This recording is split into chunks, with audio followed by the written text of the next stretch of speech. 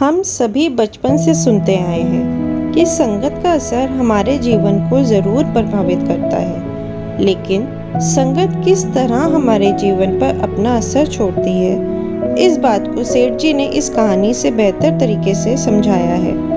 एक सेठ जी थे। उनका पूरा जीवन ज़रूरतमंदों की सहायता के लिए समर्पित था।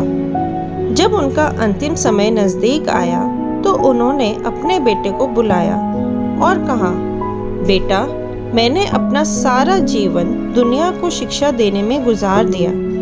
अब मैं अपने अंतिम समय में तुम्हें कुछ ज़रूरी बातें बताना चाहता हूँ। तुम एक कोयला और चंदन का एक टुकड़ा उठा लाओ।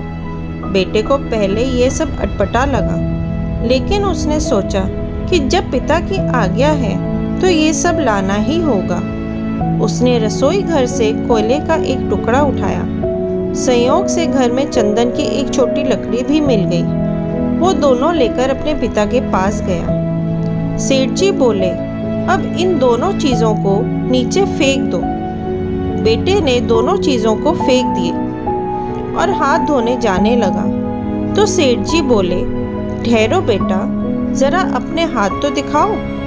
फिर सेठ जी ने उसका कोयले वाले हाथ पकड़कर बोला, बेटा, देखा तुमने, कोयला पकड़ते ही हाथ काला हो गया, लेकिन उसे फेंक देने के बाद भी तुम्हारे हाथ में कालिक लगी रह गई। सेठ जी ने बोला, गलत लोगों की संगति इसी तरह की होती है।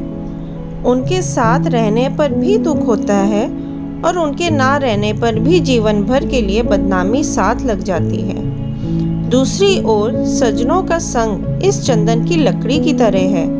जो साथ रहते हैं तो दुनिया भर का ज्ञान मिलता है और उनका साथ छूटने पर भी उनके विचारों की महक जीवन भर रह जाती है।